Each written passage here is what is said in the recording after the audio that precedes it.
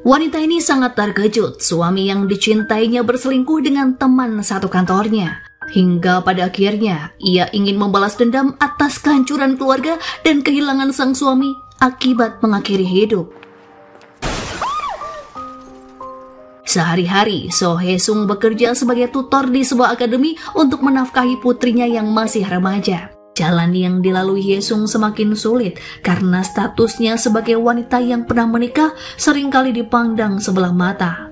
Seperti di hari itu, saat ia sedang makan malam bersama profesor untuk membahas pekerjaan, si profesor justru memperlakukannya seolah-olah Hae-sung adalah wanita murahan yang rela menukar harga diri untuk sebuah posisi sebagai pengajar kampus. Dengan tak tahu malu, pria itu mendekat dan menyentuh Hae-sung serta mengajaknya tidur bersama. Hae-sung pun langsung menolak dengan sopan dan keluar dari ruangan untuk menenangkan diri. 전입만 들어주면요. Awalnya, Hae-sung dan keluarganya hidup berkecukupan karena suaminya yang bernama Nam-sik memiliki posisi yang cukup bagus di sebuah perusahaan besar. Namun segalanya berubah ketika Nam-sik mulai tergoda dengan rekan kerjanya yang masih muda dan cantik. Suatu hari, tiba-tiba saja Nam-sik meminta cerai kepada Hae-sung tanpa alasan yang jelas. Hae-sung awalnya menolak dan tak terlalu menganggap serius ucapan sang suami. Namun ketika Nam-sik mengatakan ada wanita lain di hatinya, perasaan Hae-sung pun hancur berkeping-keping. 이혼 못해줘. 여보.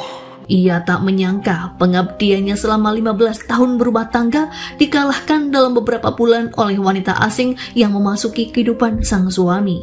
Hae-sung pada akhirnya pasrah dan menyetujui permintaan Nam-sik untuk bercerai. Namun di hari yang sama, pria itu rupanya mendapat masalah di kantornya. Tim audit mendeteksi adanya penggelapan dana di perusahaan sehingga mereka memanggil Nam-sik untuk diinterogasi.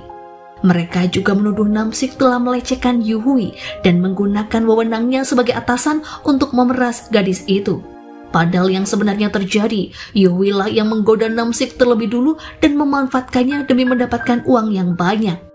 Pada malam sebelumnya, usai mereka bercinta di tempat Yu-hui, gadis itu telah lebih dulu melenyapkan semua bukti termasuk pesan singkat dan surat elektronik di ponsel Nam-sik. 뭐해? Dalam sekejap, pria itu telah kehilangan segalanya, mulai dari reputasi, pekerjaan, hingga keluarganya. Yu-hui juga mengajak istri Nam-sik bertemu dan menghasutnya seolah-olah Nam-sik telah melecehkan dan memaksanya untuk menikah. Hae-sung sempat percaya dengan ucapan Yu-hui, sehingga ia membulatkan tekad untuk tetap bercerai dan meninggalkan rumah bersama sang putri. Dengan perasaan terombang-ambing dan kehilangan akal, Nam-sik menelpon Hae-sung untuk meminta maaf sekaligus berpamitan. Ia juga menceritakan bahwa selama ini dirinya telah ditipu dan dimanfaatkan seperti orang bodoh di depan Yu-hui.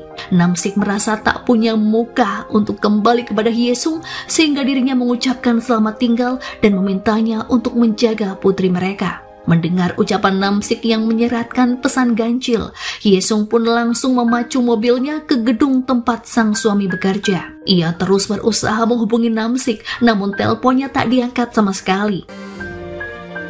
Setibanya di depan gedung, Hae-sung berniat menelpon lagi, namun tiba-tiba sebuah dentuman keras mengejutkannya. Di depan mata kepalanya sendiri, Hae-sung melihat jasad sang suami terhempas dari atas gedung dan menimpa sebuah mobil yang terparkir di sana. Seketika tubuhnya gemetar dan lemas sehingga tak bisa berkata-kata. Sang suami yang sangat ia cintai kini telah meninggalkannya dengan cara yang menyedihkan. Sepeninggal Nam-sik, kehidupan Hae-sung semakin berantakan. Pihak pengadilan datang dan menyita barang-barang berharga di rumah mereka, termasuk mobil yang dulu dipakai sang suami ke kantor.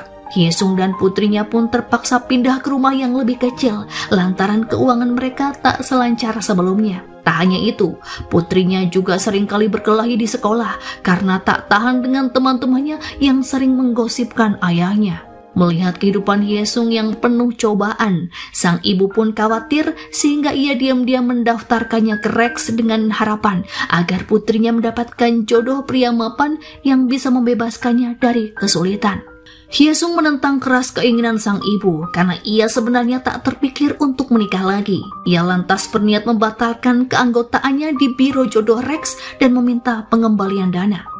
Di waktu yang bersamaan, Hyesung yang ingin membatalkan keanggotaannya tengah menunggu kedatangan direktur eksekutif yang menangani pendaftarannya. Hyesung merasa sangat sayang dengan uang yang digunakan ibunya untuk membayar biaya keanggotaan, lantaran uang itu diperoleh sang ibu setelah menjual cincin pemberian sang ayah. Selama menunggu, Hyesung melihat-lihat guci yang terpajang di lobi. Namun tiba-tiba, ia dikejutkan oleh seseorang yang memanggil nama Yuhui di tempat itu, sehingga ia pun menoleh dan tak sengaja memecahkan salah satu guci.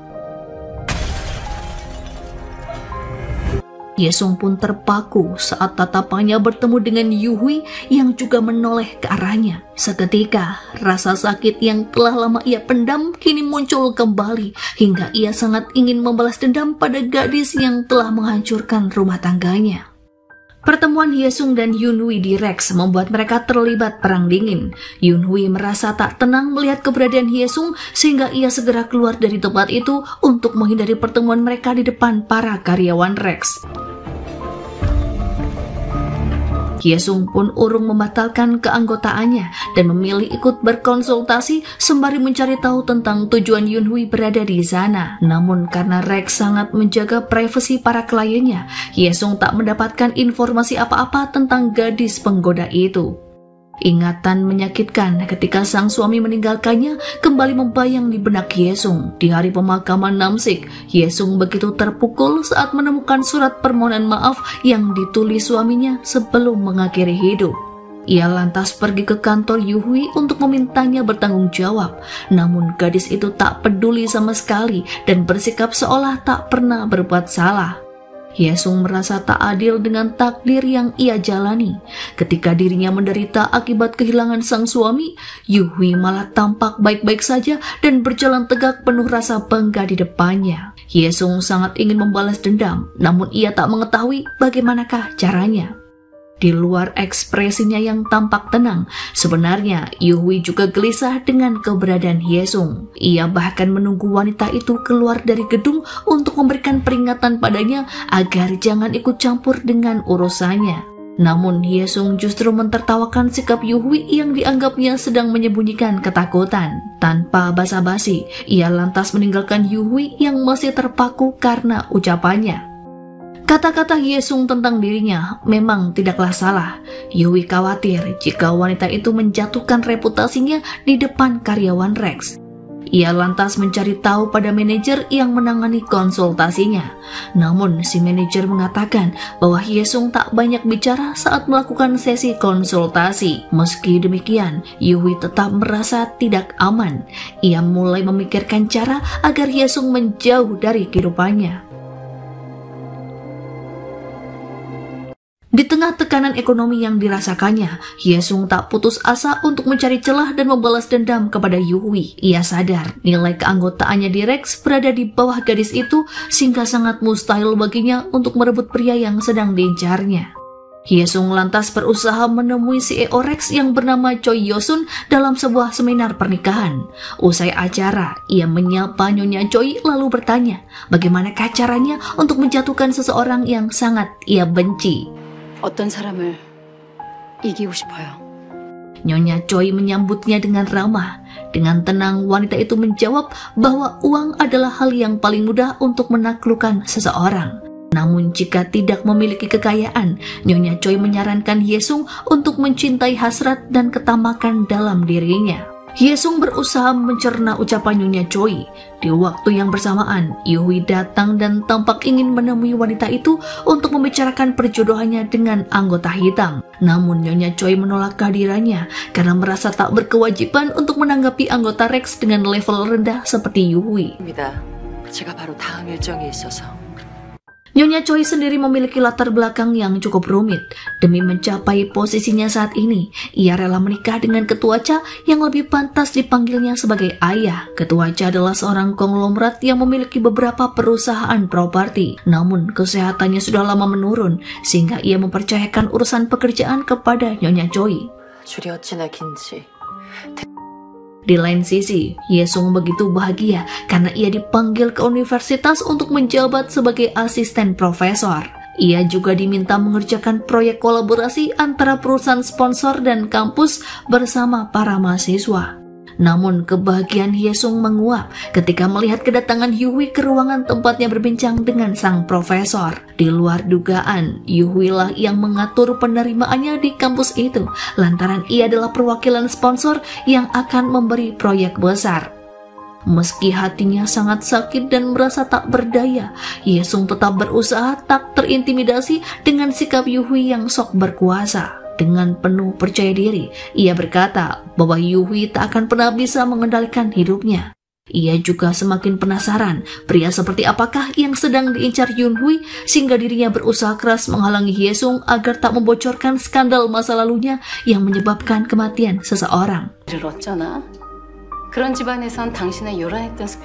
Yuhui bukanlah orang yang mudah menyerah dengan tujuannya. Karena Nyonya Choi terus menolak untuk menjodohkannya dengan anggota hitam, Yuhui pun tak ragu untuk membocorkan jati diri yang berusaha ia sembunyikan selama ini. Gadis tersebut ternyata adalah putri rahasia dari anggota Kongres bernama Tuan Son yang kini tengah dicalonkan sebagai presiden.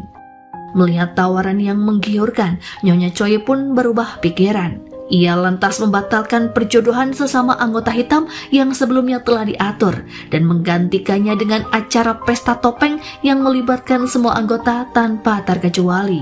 Choi 씨는 자유롭고 모두에게 공평한 기회가 제공됩니다. Sementara itu, Hyungju sebagai anggota hitam awalnya enggan hadir karena ia bukanlah orang yang mudah berbaur dalam pesta.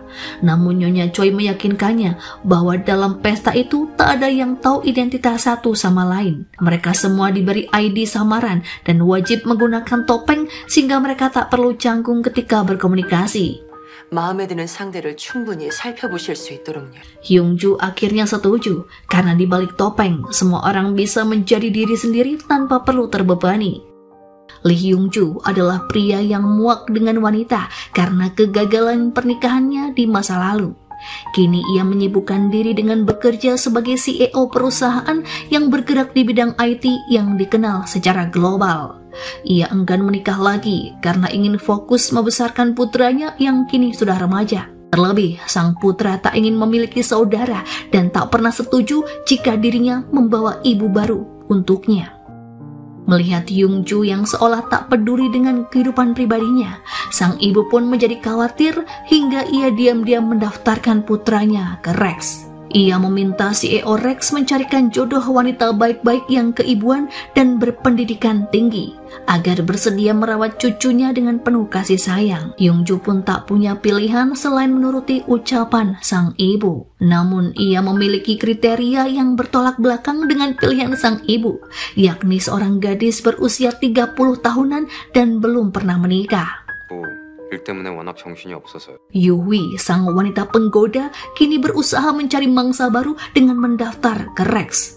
Ia sedang mengincar CEO kaya raya bernama Lee Hyungju. Beberapa hari sebelumnya, saat menghadiri pesta di Rex, Yuhui sempat mendengar teman-teman Hyungju yang sedang membujuknya untuk mendaftar di sana. Gadis itu pun menghalalkan segala cara demi mencapai tujuan, termasuk dengan menyuap pegawai Rex agar bersedia mengatur perjodohannya dengan sang pria idaman. Yunhui pun sangat antusias ketika mendapatkan undangan.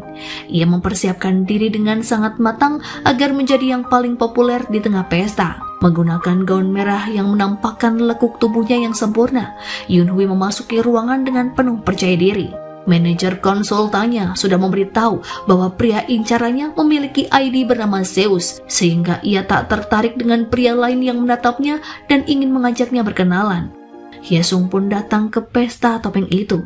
Penampilannya tak seheboh wanita-wanita lain yang diundang ke sana karena ia memang tak berniat mencari jodoh. Hyesung hanya ingin menuntaskan rasa penasaran terhadap pria-pria kalangan atas yang sedang diincar Yunhui. Dua wanita yang sedang terlibat perang dingin itu lantas berdiri berdampingan. Namun keduanya tak mengetahui keberadaan satu sama lain di balik topeng yang sedang digunakan. Di lain sisi, Nyonya Choi mulai merencanakan sesuatu yang menarik untuk pesta topeng. Ia sengaja menukar ID Zeus yang awalnya diberikan kepada Hyungju menjadi Hermes karena mencurigai adanya kebocoran rahasia pesta dari para manajer konsultan terhadap kliennya. 제우스가 슈퍼블랙인 게 이미 다 알려졌을 겁니다. Setelah mengatur ID para anggota hitam, Nyonya Choi juga berpikir ingin melihat sesuatu yang menarik dari anggota lain. Ketika bertemu dengan Hyesung dan Yuhi tempo hari, ia langsung mengetahui jika dua wanita itu saling mengenal dan terlibat perang dingin. Ia lantas menyuruh direktur eksekutif untuk menghubungi Hyesung dan menawarkannya datang ke pesta topeng. Hyesung awalnya menolak undangan itu lantaran merasa jika dirinya bukanlah termasuk anggota Rex yang bernilai tinggi.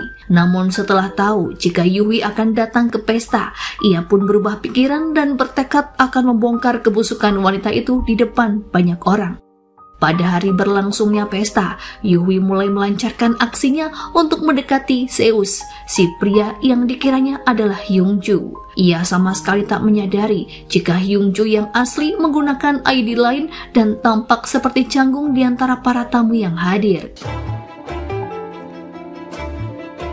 Hyungju memang tertarik dengan Yuhi dan berkali-kali mengajaknya berkenalan. Namun gadis itu tak menunjukkan minat karena ia hanya fokus ingin merayu Zeus yang tak lain adalah Sukjin.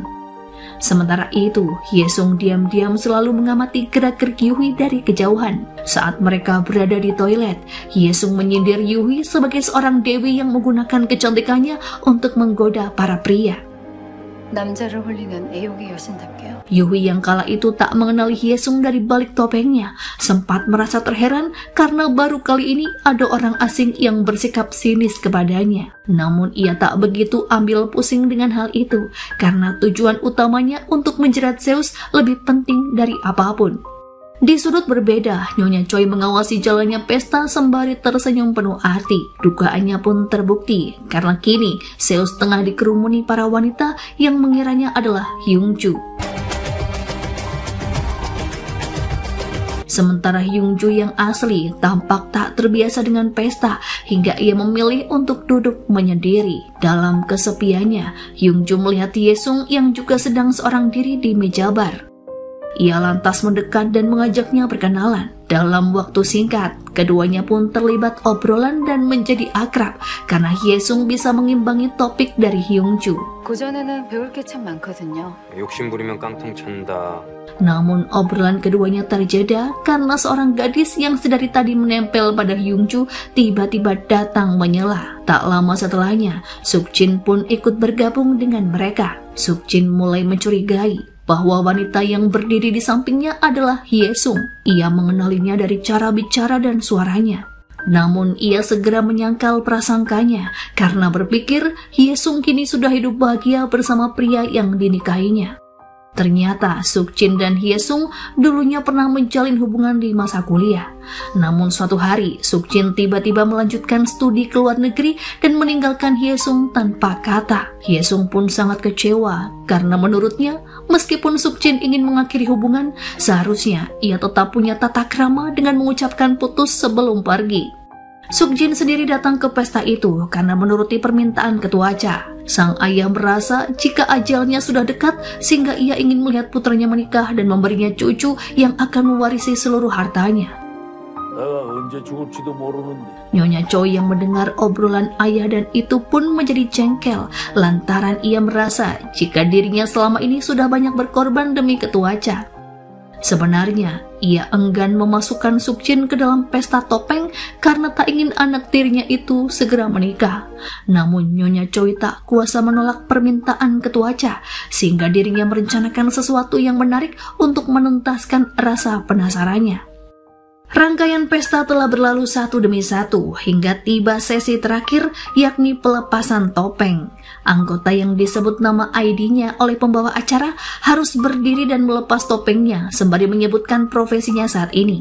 Dalam sesi itu, beberapa anggota sempat terkejut saat mengetahui wajah asli yang tersembunyi di balik topeng satu sama lain. Mereka berasal dari berbagai kalangan, mulai dari dermatolog, selebritas, hingga pengacara. Darah Hyesung mendidih kalau melihat Yuhui melepas topengnya dengan penuh percaya diri. Bagaimana bisa gadis itu hidup tenang dan menebar senyuman setelah membuat nyawa suaminya melayang dengan sia-sia? Saat tiba gilirannya melepas topeng, Hyesung berniat membongkar skandal Yuhui di masa lalu yang membawanya sampai ke sana. Melihat Hyesung yang ternyata sejak tadi ada di tempat itu, Yuhui pun merasa terkejut dan gemetaran. Ia bahkan menggenggam topengnya dengan erat seolah menguatkan diri jika Hyesung benar-benar berniat menjatuhkan reputasinya di depan para anggota lain. Tak hanya Yuhui, Sukjin pun terkejut melihat mantan kekasihnya ada di sana. Ia pun menduga-duga apa yang akan diungkap Hyesung di acara itu. Hyesung tak berhasil membongkar kebusukan Yunhui dalam pesta, lantaran terjadi keributan di antara dua anggota yang ternyata adalah mantan pasutri. Karena kondisi yang semakin kacau, pesta pun bubar dengan sendirinya. Dan di saat itulah Yuhui baru tahu jika pria yang didekatinya sedari tadi bukanlah Hyungju. Keesokan harinya, Hyesung menemani Nyonya Choi di Rex atas permintaannya semalam setelah acara usai. Rupanya, wanita itu penasaran apa yang ingin diungkap Hyesung di depan semua orang. 단순히 파티를 즐기러 온 분 같지는 않더군요. Hyesung lantas menceritakan kisah perselingkuhan suaminya dengan Yuhui yang berujung pada kehancuran rumah tangga serta kematian sang suami. Ia ingin Rex menghapus Yuhui dari daftar anggota karena menurutnya wanita itu tak pantas menjadi calon pengantin. Di luar dugaannya, Nyonya Choi justru menyalahkan Hyesung yang tak bisa menjaga suaminya. Ia juga tak bisa mengeluarkan Yuhui dari Rex lantaran gadis itu bersih dari catatan hukum. Nyonya Choi hanya bisa menyarankan bahwa Hyesung harus menjadi lebih kuat untuk membuat musuhnya bertekuk lutut dan memohon ampun. 모두를 발 아래 두고 짓밟을 수 있을 만큼. Hyesung merasa frustasi karena usahanya sejauh ini tidak membuahkan hasil. Bahkan kini Yuhui semakin di atas angin karena Rex seolah melindungi dan melancarkan usahanya untuk mendapatkan pasangan impian. Yuhui bahkan bersikap seolah tak peduli lagi dengan apa yang dilakukan Hyesung selanjutnya. Baginya, wanita itu bukan lagi penghalangnya untuk mencapai tujuan. 가면 파티 속편 찍으러 오셨나? Sementara itu, Sukjin yang terus kepikiran dengan Hyesung setelah melihatnya di acara pesta topeng di malam itu, berniat menemuinya di kampus. Ia baru tahu jika suami Hyesung telah meninggal dunia. Sukjin lantas menawarkan bantuan kepada mantan kekasihnya itu, namun Hyesung menolak dengan sopan karena ia masih sanggup mencari nafkah sendiri. Sisa-sisa kenangan masa lalu membuat Hyesung tak canggung untuk membagi kisah hidupnya yang menyedihkan. Ia juga berpesan agar Sukjin tak menjalin hubungan dengan Yuhui karena gadis itu seperti ular berbisa yang pandai mengelabui mangsa dan mematikan. 그 여자는 안 만났으면 좋겠다. Selain masalah pekerjaan, Hyesung juga dibuat pusing karena perubahan sikap putrinya di sekolah. Anak semata wayangnya itu rupanya menjadi pendiam dan seringkali melewatkan pelajaran hingga nilainya juga turun. Hyesung yang cemas lantas berusaha menghibur sang putri dengan mengajaknya ke kampus tempatnya mengajar. Gadis kecil bernama Mijin itu sangat antusias melihat pencapaian ibunya. Ia juga bangga karena memiliki ibu yang cerdas dan tangguh seperti Hyesung.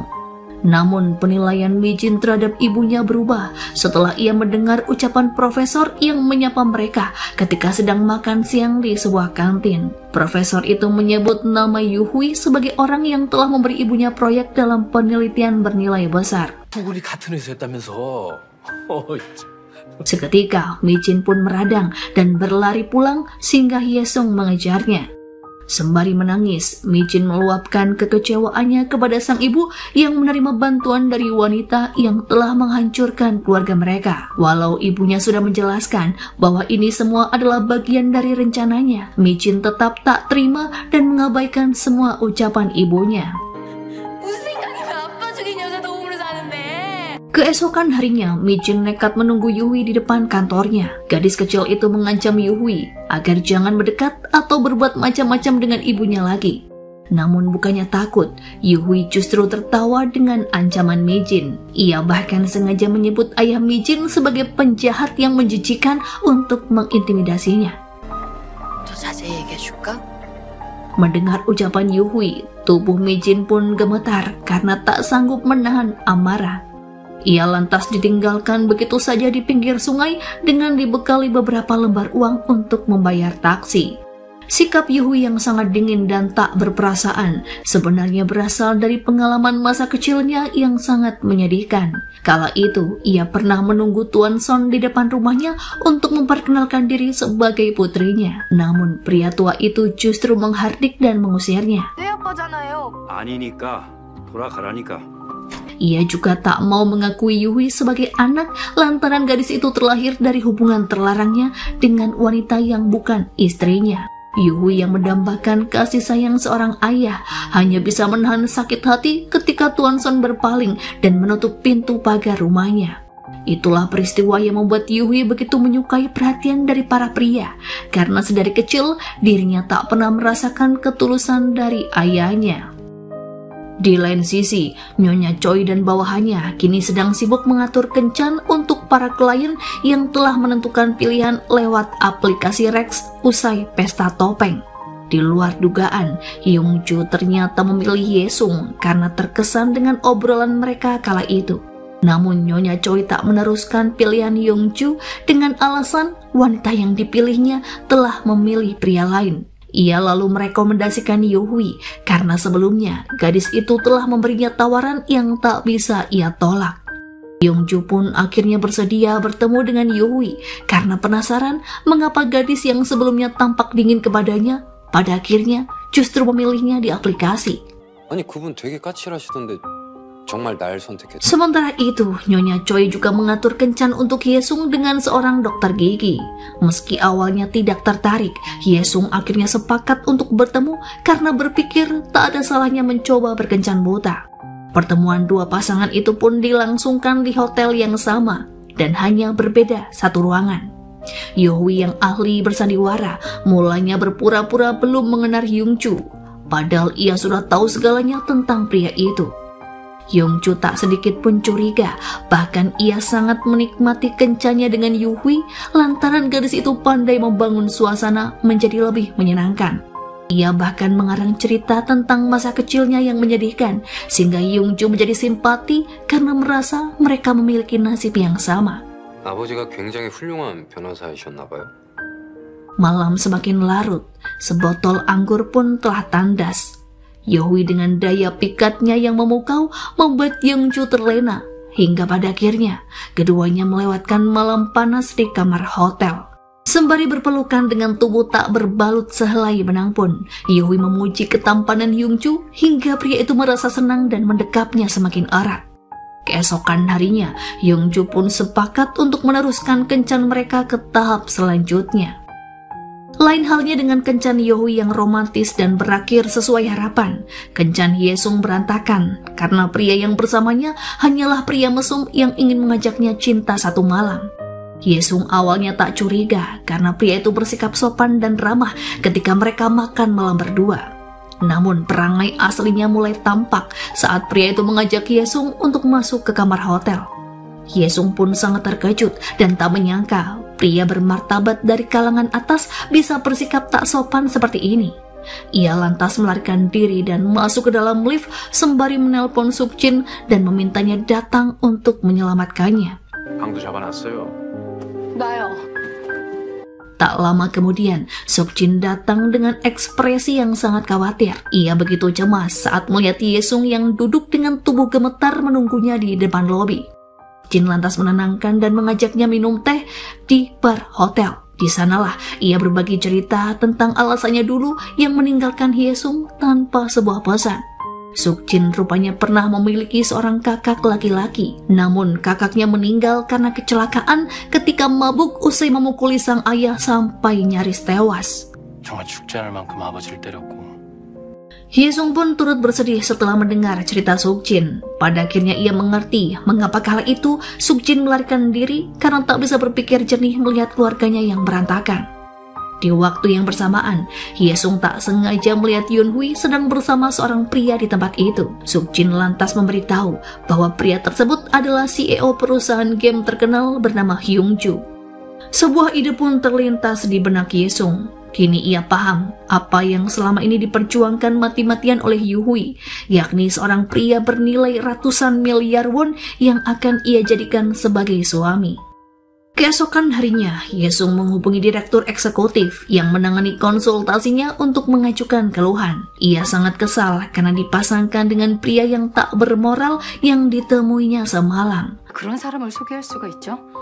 하룻밤 상대 헌팅하러 나왔던. Namun pihak Rex sepertinya juga tak menduga bahwa di antara klien mereka ada pria mesum seperti yang ditemui oleh Yesung. Seolah belum cukup dibuat kesal dengan kencannya yang gagal total, masalah kembali menghampiri Yesung saat ketua proyek penelitian kampus memanggilnya ke kantor. Pihak perusahaan yang mensponsori proyek mereka rupanya ingin Yesung dikeluarkan dari tim lantaran hasilnya dinilai sangat buruk dan tidak memenuhi standar. 부실하다고 연구주임 교수를 바꿔달래. Namun sebenarnya itu adalah ulah Yuhui yang ingin membuat Yesung menderita. Dengan licik, gadis itu memanfaatkan kekuasaan dan relasinya untuk memecat Yesung dari pekerjaannya. Saat merasa dunianya sudah berakhir, tiba-tiba Yesung mendapat tawaran pekerjaan baru yang tidak terduga. Ibu Hyungju sedang mencari guru les bahasa Korea untuk membantu menaikkan nilai cucunya yang jeblok. Pucuk dicinta, ulam pun tiba. Kesempatan itu tak disia-siakan oleh Yesung. Ia akan memasuki keluarga Hyungju dan menggagalkan semua rencana Yuhui untuk mendapatkan pria idamannya. Di depan rumah keluarga Hyungju, Yesung menyapa pria itu dan memperkenalkan diri. Yesung pun tersenyum ketika bertatap muka dengan Hyungju yang tampan dan karismatik. 보시죠? 준호 아버님. Yuhui semakin agresif mendekati Hyungju karena mengira pria itu telah jatuh cinta kepadanya. Hatinya semakin berbunga-bunga saat Hyungju memberinya hadiah cincin berlian sebelum mereka bertemu untuk makan malam bersama. Yuhui pun antusias mengajak pria itu berkencan lagi ke lapangan golf. Namun Hyungju tampak tidak nyaman saat melihat Yuhui yang terus berusaha mendekatinya dan bahkan memaksanya untuk bermalam lagi. Ia hanya setuju ketika Yuhui menawarkan diri untuk mengantarnya pulang. 아, 그러셨구나.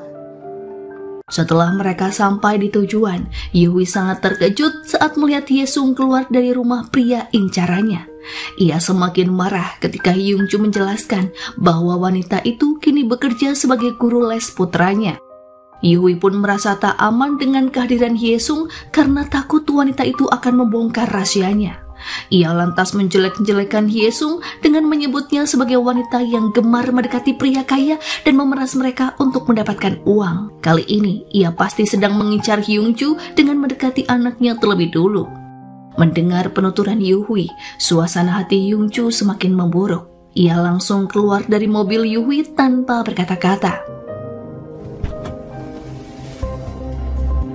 Di waktu yang bersamaan, Yesung kembali ke rumah itu untuk mengambil ponselnya yang ketinggalan. Yesung tak pernah menduga bahwa kehadirannya di sana disalahartikan oleh Hyungju.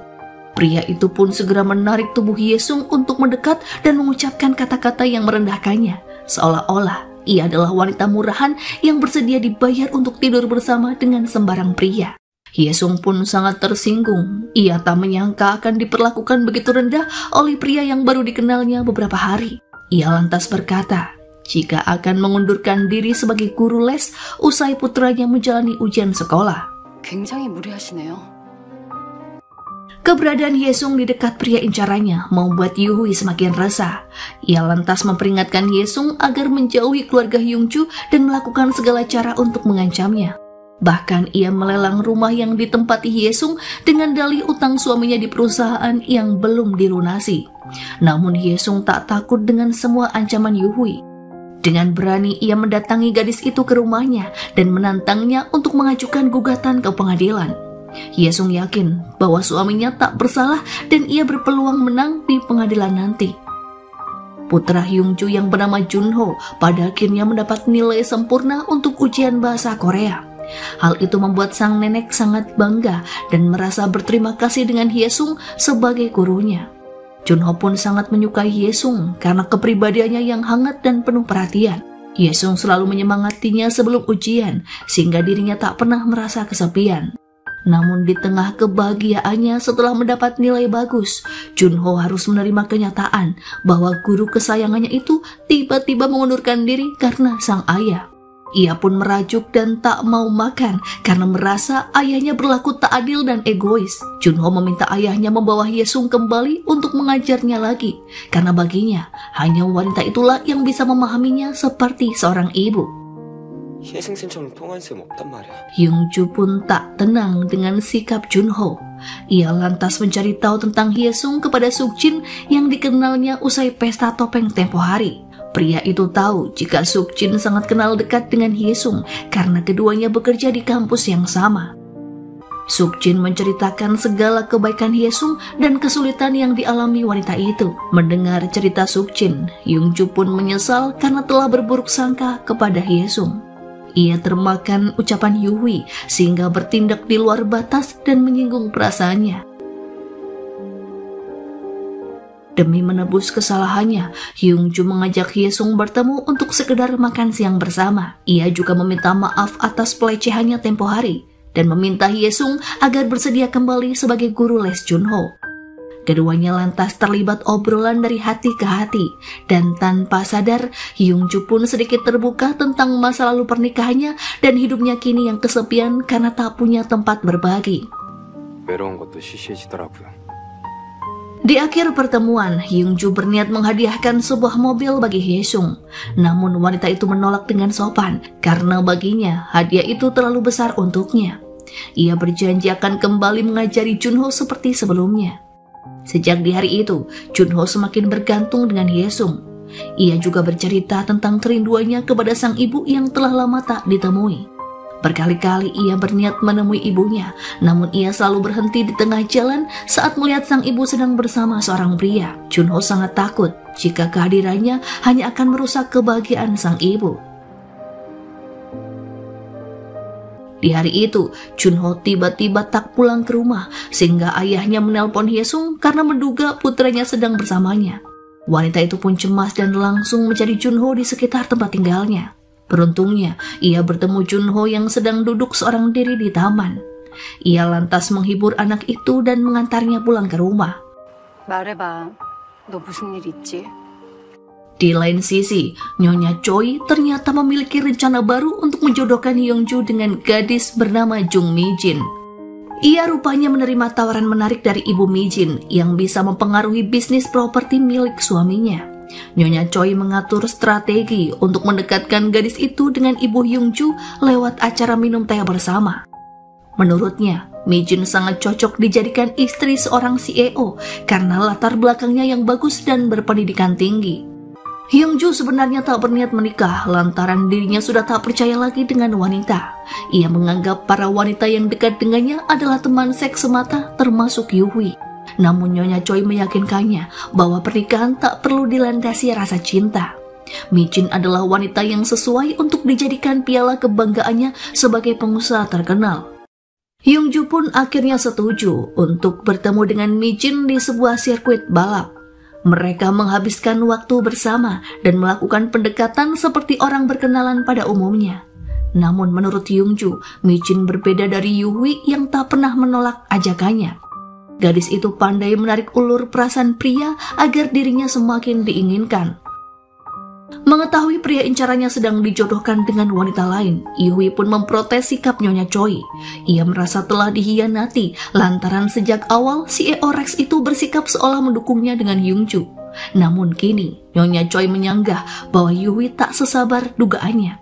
Ia begitu mudah menyerahkan diri di atas ranjang, bahkan menerima cincin berlian pemberian Hyungju. Menurutnya, cincin tersebut bukanlah hadiah, melainkan sebuah alat untuk menguji seberapa besar ketulusan yang dimiliki Yuhui. 그랬다면 받지 말았어야 합니다. Di waktu yang bersamaan, Yuhui yang merasa diabaikan oleh Hyungju kembali menjalankan rencana baru untuk menarik perhatiannya. Ia mendatangi pria itu ke rumahnya dan mengembalikan cincin serta bersikap seolah tak tertarik dengan Hyungju sedari awal. Ia memang sengaja bermain tarik ulur agar Hyungju kembali tertarik kepadanya. Usaha Yunhui pun membuahkan hasil. Hyungju menawarinya minum anggur bersama sebagai pertanda memulai hubungan pertemanan baru di antara mereka. 와인 한 잔 할래요? 뭐 좋아해요? Saat mereka tengah memilih anggur di ruang santai, tiba-tiba Hyesung masuk bersama Chunho ke ruangan itu. Tatapan mereka pun bertemu dan perang dingin kembali tak terelakkan. Chunho tampak terkejut dengan kehadiran wanita lain bersama sang ayah, sementara Hyungju tak menyangka akan terpergok oleh putranya sendiri. Yuwi masih belum putus asa untuk mendapatkan Hyungju. Ia bahkan menemui Nyonya Choi dan memintanya untuk mendukungnya kembali. Namun Nyonya Choi justru menawarkannya agar menemui pria baru, alih-alih terus menempel kepada Hyungju yang kini tak tertarik lagi kepadanya. Yuwi pun menolak dengan tegas. Ia hanya ingin bersama Hyungju lantaran pria itu sangat sempurna untuk dijadikan suami. Wajah tampan, usia muda, dan harta berlimpah cukup menjadi alasan bagi Yuwi untuk membangun keluarga bahagia bersama Hyungju. Ia lantas meminta Nyonya Choi untuk memikirkan cara lain agar hubungannya dengan Hyungju berhasil. Yuwi sangat sadar bahwa posisinya sangat ini tidaklah aman lantaran Hyesung terus muncul di dekat pria incarannya. Wanita itu tak peduli dengan semua peringatan dan ancamannya. Bahkan ia siap kehilangan rumahnya karena tak sudi memohon kepada Yuwi. Benaknya semakin meradang saat mengetahui bahwa Hyesung mendapatkan rumahnya kembali lantaran dibantu oleh Sukjin. Ia lantas memikirkan cara lain untuk menyingkirkan Hyesung dari kehidupannya. Dengan memanfaatkan profesinya sebagai pengacara, Yuwi kini bergabung dengan tim hukum perusahaan milik Hyungju. Ia bahkan berhasil membujuk atasannya agar mendapatkan wewenang untuk menangani perusahaan Hyungju secara langsung. 에코린스 프로젝트 도와주고 있어. 최선을 다해서 서포트하겠습니다. Yuwi berpikir, jika mereka sering bertemu, peluangnya akan semakin besar untuk mendapatkan kembali hati Hyungju. Tanpa rasa malu, Yuwi terus mengikuti kemanapun Hyungju pergi. Ia bahkan datang ke kelas seminar khusus eksekutif demi bertemu dengan pria incarannya. Yuwi tak menyangka jika Hyesung akan menjadi salah satu pemateri di kelas itu. Usai kelas berakhir, orang-orang yang pernah hadir di pesta topeng Rex lalu berkumpul untuk sekedar minum anggur sembari mengobrol. Hyesung sengaja menarik Yuwi untuk bergabung bersama yang lain dengan tujuan mengintimidasinya. 대표님 계시다고 하니까 뵙고 싶어 하셔서. Di depan Hyungju dan yang lainnya, Hyesung bercerita tentang nasib buruk yang menimpa keluarganya. Yuwi yang mendengarnya pun menjadi gelisah karena khawatir jika Hyesung akan menyebut namanya sebagai penyebab kehancuran rumah tangganya. Hyesung pun sangat menikmati ekspresi Yuwi yang terlihat cemas dan ketakutan. Namun ia batal menyebut nama Yuwi di depan semua orang karena merasa jika gadis itu pantas diberi hukuman yang lebih kejam. Di lain sisi, Hyungju mulai merasakan getaran yang tak biasa saat berada di dekat Hyesung. Ia merasa tak nyaman ketika melihat Sukjin yang terang-terangan menunjukkan perhatiannya kepada wanita itu. Namun Hyungju berusaha menghalau getaran itu lantaran dirinya belum yakin dengan perasaannya sendiri setelah berkali-kali dikhianati oleh istrinya di masa lalu. Akan tetapi, sekuat apapun dirinya menahan gejolak cinta, Hyungju akhirnya tak bisa mengendalikan diri untuk mencari perhatian Hyesung. Di hari penerimaan rapot Junho, Hyungju tampak sangat bahagia sehingga putranya heran karena tak biasanya sang ayah bersikap demikian. Hyungju pun mengajak Hyesung dan putrinya untuk naik kapal pribadi sebagai bentuk ucapan terima kasih. Di atas kapal itu, mereka berempat tampak seperti keluarga bahagia yang saling melengkapi. Junho pun sangat senang ketika Minji memanggilnya dengan sebutan Opa. Hatinya yang mendamba kasih sayang seorang ibu kini telah terpenuhi dengan perhatian Hyesung kepadanya. Saat Junho terluka, wanita itu segera mengobati dan membalut lukanya dengan lembut. Pemandangan tak biasa antara putranya dan Hyesung membuat Hyungju tersentuh. 어떻게 오래 가겠는데? Terlebih Junho tampak tersenyum ceria ketika bermain bersama Minji. Getaran di hati Hyungju semakin kuat saat tangannya tak sengaja memeluk Hyesung ketika kapal mereka diguncang ombak. Ia pun mendadak gugup seperti orang yang jatuh cinta lagi, hingga membuat suasana menjadi canggung. Usai mereka turun dari kapal, Hyungju memberikan hadiah mobil yang dulu sempat ditolak oleh wanita itu. Hyesung pun menolak sekali lagi pemberian Hyungju.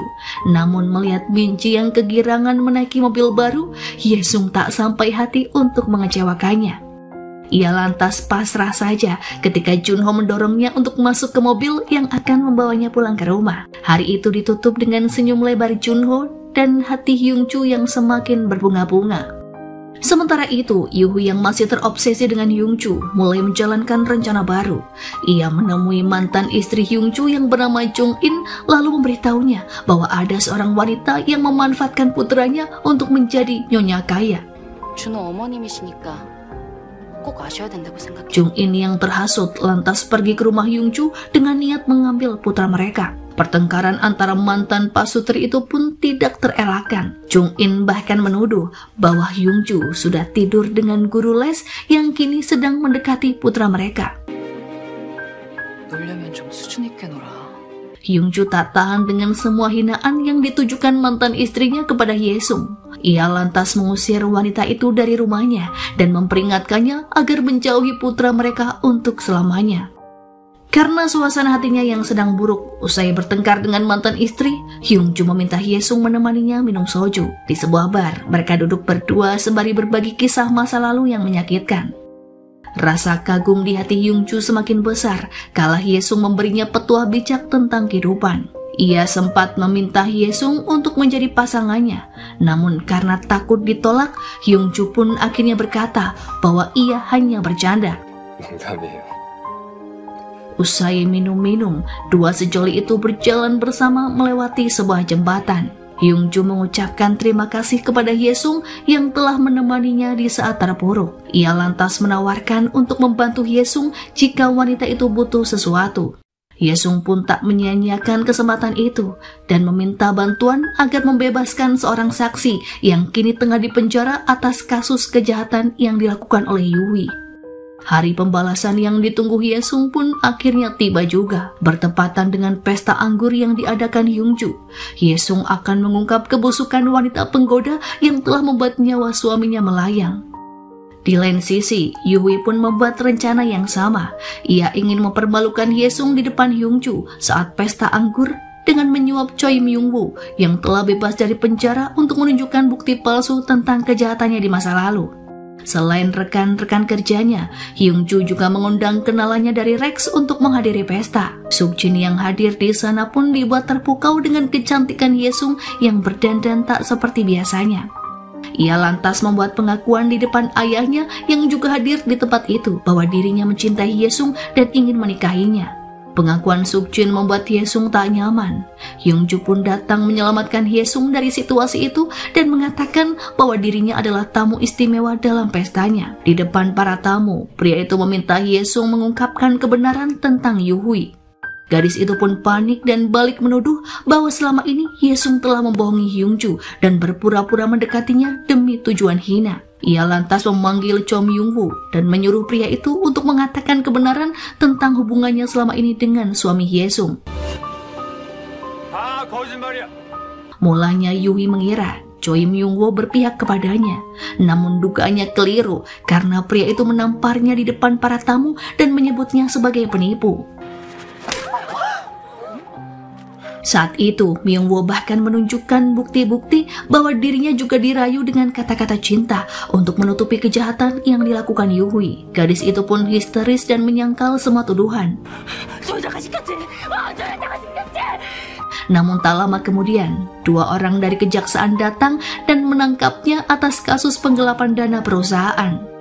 Melihat Yuwi diseret pergi dari pesta, Hyesung pun tak bisa menahan tangis. Rasa sakit yang selama ini ditanggungnya kini telah terbayar lunas dengan melihat kehancuran Yuwi di depan banyak orang. Kini ia mengerti apa maksudnya menjadi kuat dengan mengandalkan cinta. Cintanya kepada hasrat dan ketamakan telah menuntunnya menjadi pemenang dalam pertarungan. Balas dendamnya kini telah terwujud, namun Hyesung masih terasa hampa. Ia tak tahu apa yang sebenarnya dicarinya. Dalam keresahannya, Hyungju datang dan menghiburnya sembari berkata jika mulai saat ini ia ingin mendampingi Hyesung. Namun Hyesung hanya terdiam saat mendengar kata-kata romantis dari Hyungju. Dirinya sangat paham jika menjalin hubungan dengan pria idaman para wanita itu tidaklah mudah. Apalagi status sosial mereka amatlah berbeda sehingga sangat mustahil untuk disejajarkan. 고통에 익숙해져서. Usaha Yungju untuk mengungkap kejahatan Yuhui benar-benar berakhir sia-sia. Dalam beberapa hari, gadis itu telah dibebaskan dari tahanan karena bantuan dari ayah kandungnya. Ia lantas menemui Yungju dan menantangnya untuk berperang karena dirinya tak terima telah dipermalukan di depan umum. Kali ini, Yuhui bertekad untuk menaklukkan Yungju bagaimanapun caranya. Di lain sisi, kehebohan yang dibuat Yungju dan Hyesung di pesta anggur rupanya berdampak sangat besar bagi kehidupan mereka selanjutnya. Ibu Yungju yang bernama Nyonya Noh tak menyukai hubungan mereka lantaran Hyesung sudah pernah menikah dan memiliki anak yang sudah remaja. Wanita parubaya itu lantas meminta Nyonya Choi untuk tetap menjodohkan putranya dengan Michin karena menurutnya hanya gadis itu yang pantas menjadi menantunya.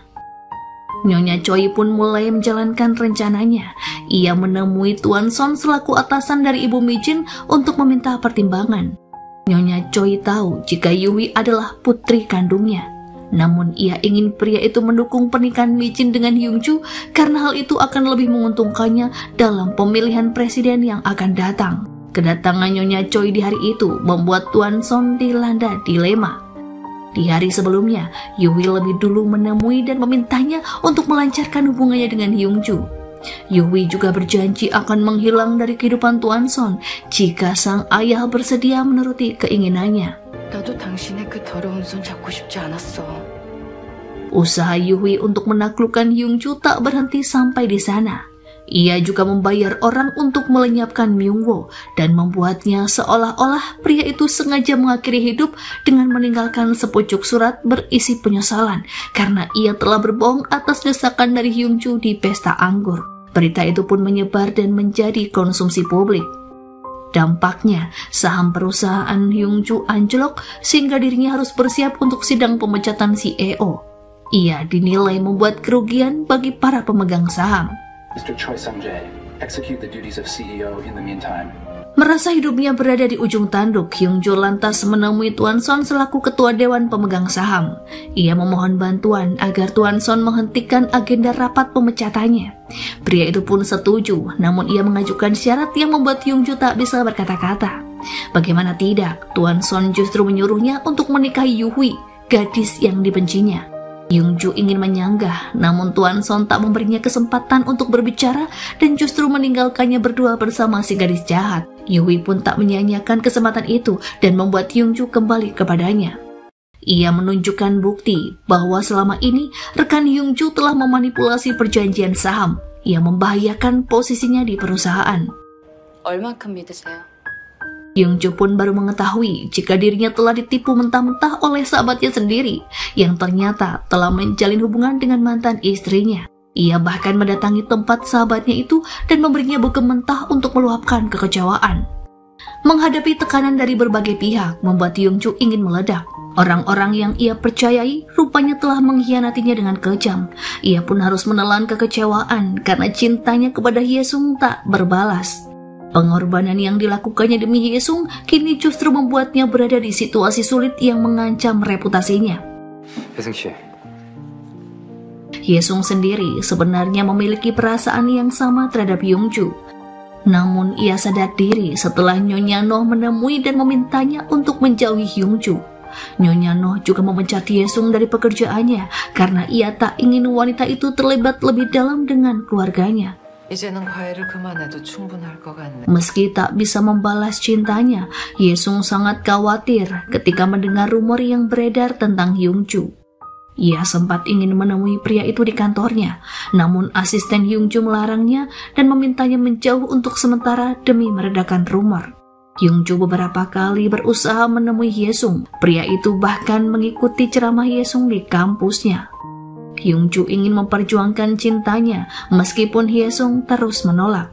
Bagi Yungju, Hyesung sangat berbeda dengan wanita yang dikenalnya selama ini. Mereka hanya menginginkan Yungju karena harta yang ia miliki. Sementara Hyesung selalu bersikap tulus kepadanya, bahkan tak pernah mau menerima hadiah yang ia berikan. 내가 어떻게든 방법 찾아볼게요. 아니요, 그러지 마세요. Meskipun Nyonya Noh tahu bahwa putranya mencintai wanita lain, ia tetap ingin menjodohkannya dengan Michin. Nyonya Noh bahkan mengatur makan malam bersama di rumahnya dengan keluarga Michin. Yongju pun tak kuasa menolak keinginan ibunya yang memohon dengan sepenuh hati agar ia bersedia menemui Mijin sekali lagi. Mijin pun sadar bahwa Yongju tak mencintainya, namun ia berkata bahwa dirinya bersedia dijadikan piala untuk menyelamatkan reputasi Yongju yang kini sedang diambang kehancuran. Yongju pun tak yakin harus berbuat apa. Kini ia dihadapkan dengan berbagai pilihan yang sama sekali tak ia inginkan. Sementara itu, Nyonya Choi yang melihat peluang besar tak ingin menyia-nyiakan kesempatan untuk mendapatkan harta warisan dari ketua Cha. Ia tahu bahwa pria tua tersebut menentang keras keinginan Sukjin untuk menikahi Hyesung. Ketua Cha menginginkan menantu dari keluarga terpandang seperti Mijin. Namun, Sukjin tak bisa menurutinya lantaran hatinya masih terpaut pada Hyesung. Ayah dan anak itu pun berkali-kali terlibat pertengkaran di rumah. Dan bahkan, Ketua Cha tak segan memukul Sukjin seperti yang dilakukannya dulu pada mendiang sang istri. Melihat situasi rumah yang semakin panas, Nyonya Choi memberikan Sukjin sebuah penawaran. Ia bisa mewujudkan keinginannya untuk menikahi Hyesung, namun dengan syarat Sukjin harus rela melepaskan warisannya. Meski Sukjin tak menanggapinya lebih lanjut, dalam hati ia tetap ingin mewujudkan cintanya dengan caranya sendiri. Sukjin terus menunjukkan perhatiannya kepada Hyesung. Seperti di hari itu, ia datang ke rumah Hyesung untuk menitipkan hadiah ultah bagi Minji. Sukjin memang sudah beberapa kali bertemu dengan Minji dan juga akrab bak seperti ayah dan anak. Namun Hyesung tetap belum bisa menerima Sukjin lantaran dirinya ingin hidup mandiri dan tak mau menikah lagi. 엄마 친구가 이 정도는 해줄 수 있잖아. Hyesung mengira Yuhi sudah berhenti mengganggunya. Namun dugaannya ternyata keliru karena gadis itu kini mulai menyentuh buah hatinya. Yuhi rupanya membayar supir truk untuk menabrak Minji ketika ia pulang sekolah. Gadis kecil itu menderita luka yang cukup parah hingga membuatnya koma di rumah sakit.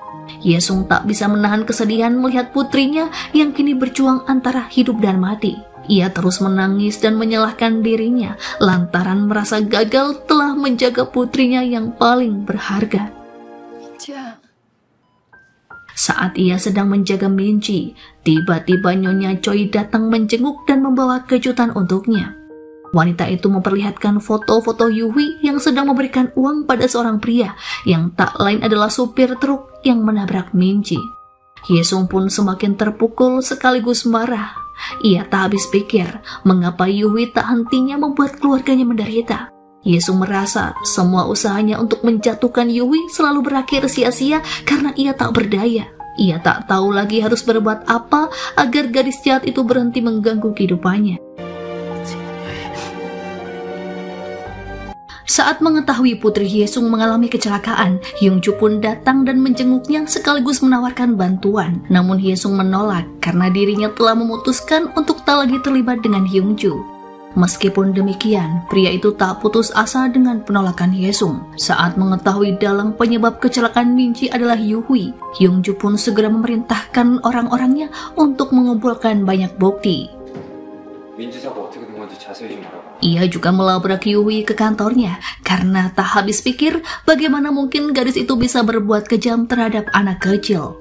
Meski Yuhi membantah tuduhannya, Yongju tetap tak percaya dan bertekad memenjarakan Yunhui seumur hidupnya. 증거 있어요? 당신이 사고 운전자랑 만나는 거 다 찍.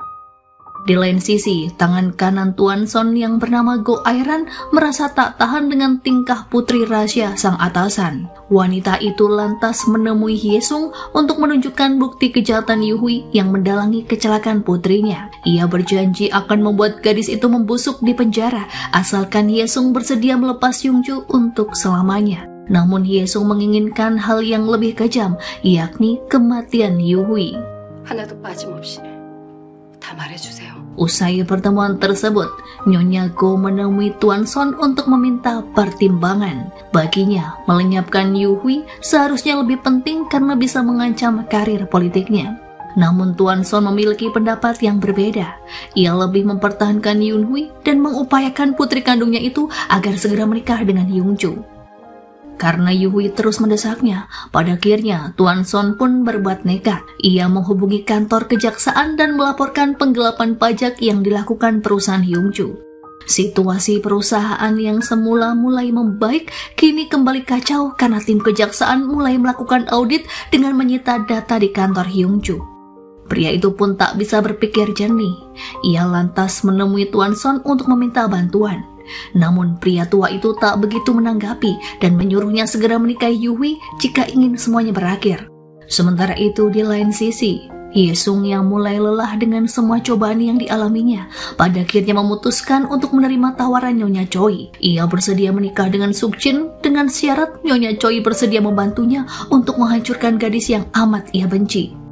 Nyonya Choi pun senang karena rencananya pada akhirnya berjalan dengan lancar. Sebentar lagi ia akan menerima warisan ketua Cha sesuai perjanjiannya dengan Suk-jin. 첫거래부터 신뢰를 저버리면 안 되죠. Hye-sung akhirnya menemui Suk-jin secara langsung dan mengajaknya menikah. Namun sebelumnya, ia ingin Suk-jin membantu Hyung-ju untuk melewati masa kritis di perusahaan. Sebagai konsultan bisnis, Suk-jin pasti memiliki solusi yang bagus untuk mengamankan posisi Hyung-ju sebagai CEO. Pria itu pun bersedia menuruti Hye-sung dan menerima ajakannya dengan sukacita. Sementara mempersiapkan pernikahannya dengan Suk-jin, Hye-sung tetap berusaha mencari cara untuk menghukum musuh bebuyutannya itu. Ia memulihkan semua data yang terhapus di ponsel mendiang sang suami. Rupanya, Nam-sik telah menyimpan video-video panggilannya dengan Yuhui. Berkat video itu, Hye-sung pun menjadi tahu jika Yuhui ternyata putri kandung seorang calon presiden. Setelah mengetahui fakta yang sangat mengejutkan, Hye-sung akhirnya datang sendiri ke kantor Tuan Son dan menemuinya. Ia menyarankan pria tua itu untuk menghukum Yuhui yang telah sering berbuat jahat. Namun Tuan Son justru marah dan mengusir Hye-sung. Ia sama sekali tak takut dengan ancamannya dan berpikir bahwa Hye-sunglah yang seharusnya dilenyapkan dari muka bumi. Karena mendapat tanggapan negatif dari Tuan Son, Hye-sung pun nekat membocorkan rahasianya ke seorang wartawan. Ia ingin melihat kehancuran Yuhui bersama orang yang selama ini melindunginya. Mungkin ia bisa saja langsung menghabisi nyawa gadis itu, namun Hye-sung lebih puas jika melihat Yuhui hancur terlebih dulu sebelum ia mati. Menyadari bahwa Hye-sung bukanlah orang yang suka bermain-main, Tuan Son pun menjadi khawatir. Ia lantas menyuruh Nyonya Go untuk menculik dan menghabisi nyawa Hye-sung. Tangan kanannya yang setia itu lantas menuruti semua perintahnya. Ia membawa Hye-sung ke tempat penghancuran mobil dan melindas mobilnya sampai remuk. Nyonya Go lantas mengirim bukti video keberhasilan misinya kepada Tuan Son tanpa ia ketahui bahwa semua itu hanyalah rekayasa. Sebenarnya, Nyonya Go tak benar-benar melenyapkan Hye-sung. Mereka rupanya telah bekerja sama untuk mengelabui pria tua itu karena sama-sama ingin melihat kehancuran Tuan Song. Tuan Song yang mengira Hye-sung sudah tiada, lantas mengirim video dari tangan kanannya itu kepada putri kandungnya. Ia lalu meminta Yuhui untuk berhenti mengusiknya lagi, lantaran Tuan Song telah memenuhi semua keinginannya. Yuhui pun menjadi lega karena satu-satunya penghalang impiannya kini telah musnah. Usai menerima kabar dari Tuan Son, Yuhui kembali mendapat kejutan yang tak terduga dari orang yang ingin ia taklukkan. Hyung-ju tiba-tiba saja menelpon dan mengajaknya bertemu di sebuah hotel untuk melakukan jumpa pers mengenai pernikahan mereka. 기자들 모아놓고 거창하게 발표해야죠. Yuhui tak mengira jika ia akan diperlakukan begitu romantis oleh Hyung-ju yang selama ini bersikap dingin kepadanya. Pria itu bahkan menyiapkan gaun dan sepatu cantik beserta mahkota untuk Yuhui.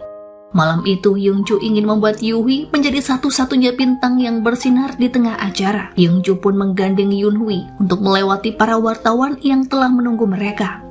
Yuhui yang sudah merasa di atas angin dibuat terkejut oleh Hyung-ju yang tiba-tiba memutar video terungkapnya putri rahasia sang calon presiden. 충격적인 사실이 드러났습니다.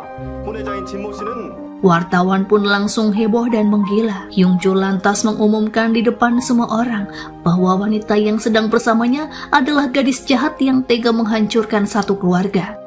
Yuhui pun menangis dan tak bisa berkata-kata saat melihat seluruh wartawan yang terus memberondongnya dengan pertanyaan mengenai kebenaran bahwa dirinya adalah putri rahasia Tuan Son. Malam itu, Hyung-ju benar-benar membuat Yuhui menerima hukuman atas semua perbuatannya.